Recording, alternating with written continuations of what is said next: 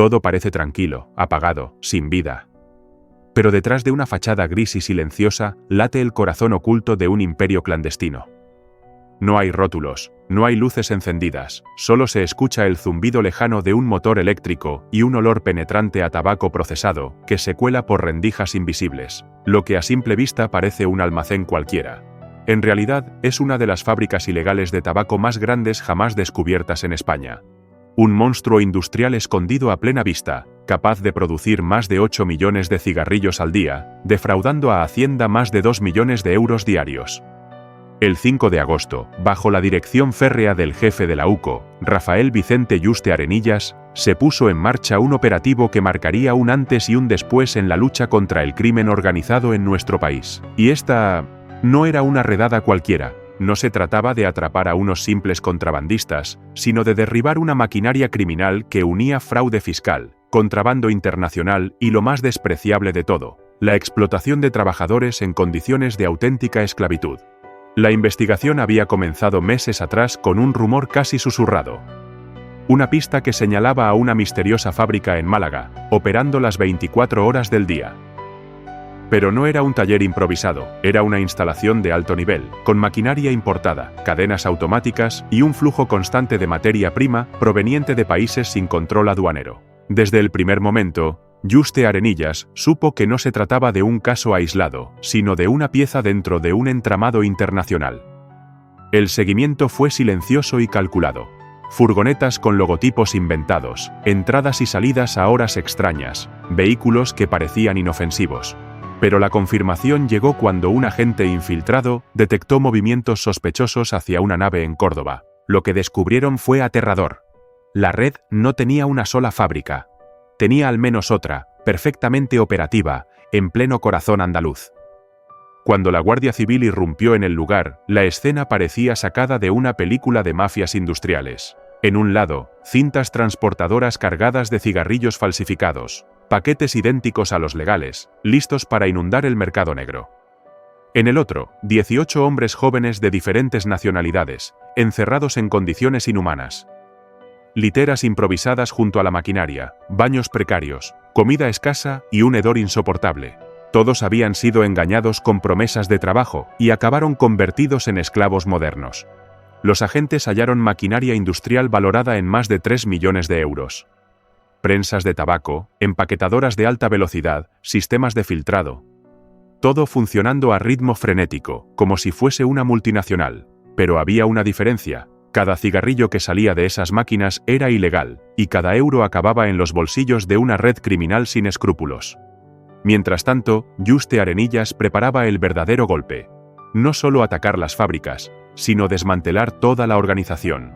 Y cuando las puertas caían bajo el ariete de los GEO, en distintos puntos de España, otros equipos allanaban oficinas, almacenes y viviendas conectadas al entramado. La operación fue milimétrica. Uno de los cabecillas trató de destruir discos duros lanzándolos a una caldera, otro intentó escapar escondiéndose en un conducto de ventilación, pero nada funcionó. En cuestión de horas, 21 personas eran detenidas, desde simples operarios hasta los dirigentes que movían los hilos en la sombra.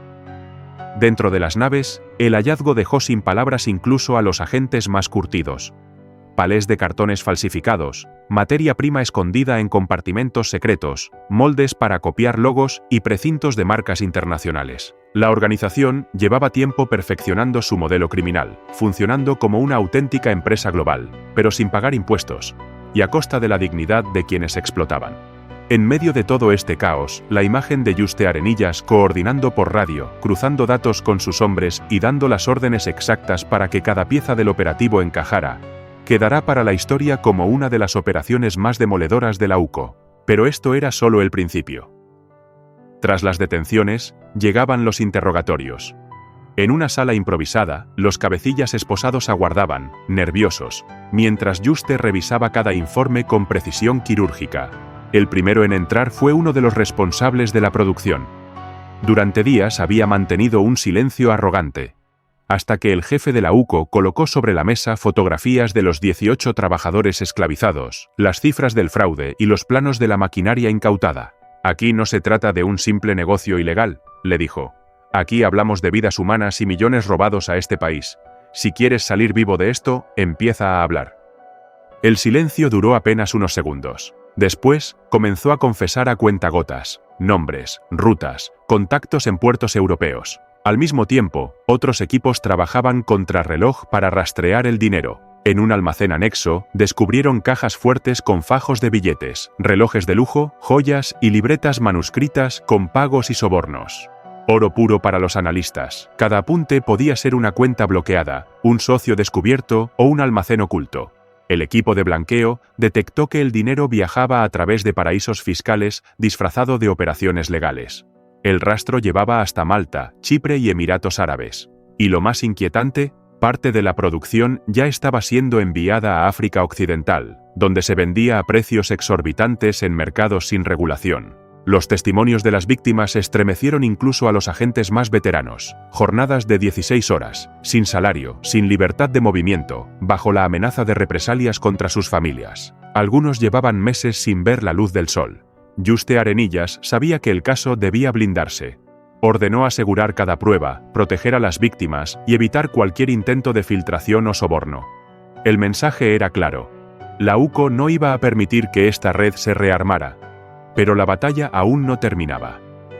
Apenas unas horas después de los arrestos, los analistas detectaron mensajes cifrados en servidores extranjeros. Los socios internacionales ya se estaban moviendo para cubrir el hueco. Era la respuesta desesperada de un imperio criminal que no estaba dispuesto a perder su gallina de los huevos de oro sin luchar. Con Europol y otras policías internacionales, se desplegaron operativos en Rumanía, Bélgica y Marruecos. Cada célula fue golpeada con precisión. Almacenes incautados, talleres desmantelados, cargamentos interceptados antes de llegar a destino. La respuesta de la red fue brutal. Sobornos, amenazas, intentos de intimidar a testigos. Pero España blindó el caso con escoltas, protección judicial y un cerco absoluto. El golpe económico fue devastador. Más de 15 millones de euros bloqueados en pocas semanas. El propio Yuste lo sabía. Golpear el bolsillo era tan importante como llenar las celdas. El clímax llegó con la localización de una tercera fábrica secreta en Badajoz, escondida como almacén agrícola. La red intentó reactivarse, pero llegó tarde, cuando los helicópteros se apagaron y el operativo concluyó. Yuste Arenillas lo dejó claro. Cada vez que intenten levantarse, ahí estaremos, y no les daremos tregua. La batalla contra el crimen organizado continúa, pero el golpe de las fábricas fantasma ya quedó marcado como una de las operaciones más demoledoras de la historia reciente en España. Y si quieres conocer más casos impactantes como este, suscríbete al canal, dale like y activa la campanita para no perderte ninguno de nuestros próximos videos. Porque estos son los nuestros.